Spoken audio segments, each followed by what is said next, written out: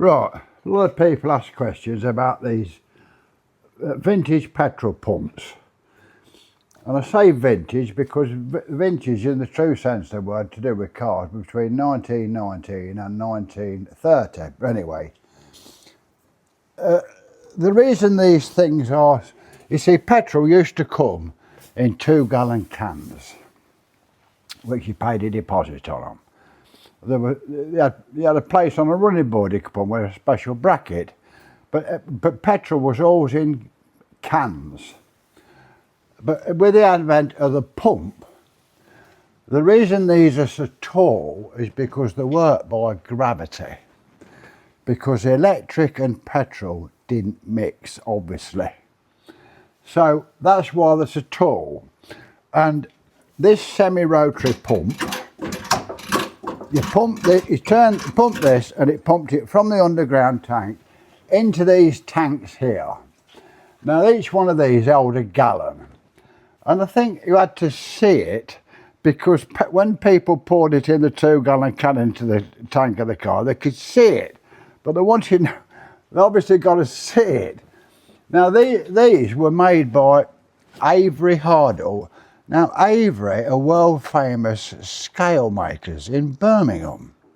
And I didn't know that Avery Hardle was the same company as the scale people.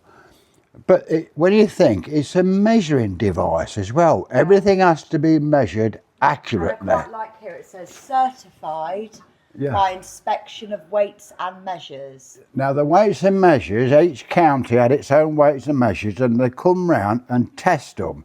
They had special measures that they felt they got to read it, and then they were inspected and sealed with a lead seal. Yeah. Now, I've had all these to bits. But there's no gaskets in them. You can't believe that. There's not a gasket on it because everything is such a fine machine finish. This device here, which measures the fuel going in, that's on a cone.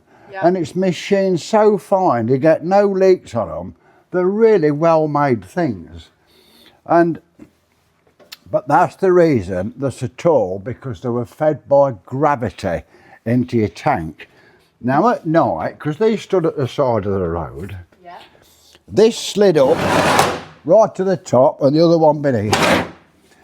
So when you lock your pumps up at night, because they stood at the side of the road, obviously, you took your handle out here and you fastened it in here, special place, and that went down and locked it.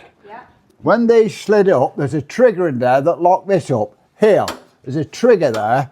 And to release that side, you have to put your hand in here and release that trigger. Well, that good a job of it, I can't bloody well lock it. There you go. There's a trigger here that you pull that releases the shutter that drops it down. And it's all secured by the keys. I went and had a set of keys cut to keep it original. But Avery Hardle weren't the only people that made them. And unbelievably, this one, I've got another one identical just over there. Well, that coming from a village just down the road, it was rusty as hell. I'll show you a picture. I've got a picture of them somewhere. I fetched this from Charnock Richard on the old A6 from a garage. It was rusty, all rotted away. And they got a pick. It come from the original garage it was supplied to on the A6. Anyway, but these are Avery Hardle.